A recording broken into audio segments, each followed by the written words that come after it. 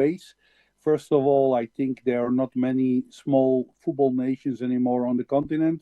Maybe a few, if you talk about Seychelles or Sao Tome and Principe, maybe Mauritius, but most of the countries look to Lesotho, Djibouti, Mauritania, Comoros, Chad. They are highly respected. They have a lot of players also playing abroad in Europe. And they have very good infrastructure. They are competing with the better in this continent. We saw problems by big nations. I saw Morocco only winning in the dying minutes in Lesotho with 0-1. These kind of things you could not expect 20 years ago. On the other side, also the big nations developed very well in the way of infrastructure. I think Morocco is the biggest example of that. With their academies, with their stadiums, their training infrastructure, and their coaching development. They became one of the powerhouses in African and even world football. So I think there's a huge development on all levels, and I'm only very happy for African football it happens. Well, in your time here, you've managed national teams like Gambia's national team. You are now with Mali's national team. You've been with the Togolese national team as well. What do you think sets African football apart from the rest of the world, both in terms of our style and our spirit? Yeah, first of all, my desire was always there to work in Africa. I know that several European coaches, they come to Africa when they don't get any more opportunities in Europe, or they come to Africa for the money.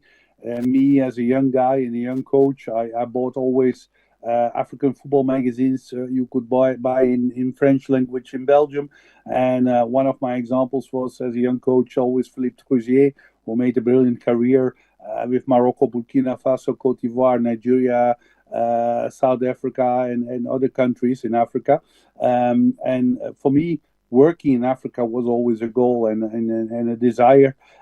First of all, I love the passion of the public in Africa. I think Africa is the continent where people love the most football.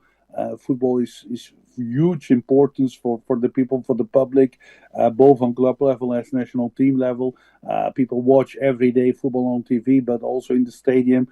They love their stars and they love to chant for their teams.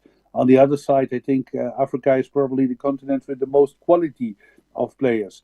If you look to the quality of development in Europe compared to the quality of development of players in Africa we don't have so many professional clubs with academies with professional development, but the biggest stars in European football are African players. Can you imagine that when you have a similar development and a similar infrastructure in Africa like in Europe, you become world champion? And naturally Morocco and even Ghana in 2009, and now Morocco in this year with the under-20 proved already on that level to be the best in the world. And I think it doesn't take so long anymore that an African country on senior level become a world champion, because Africa is, first of all, a brilliant football-loving continent, but also a continent with huge quality of players.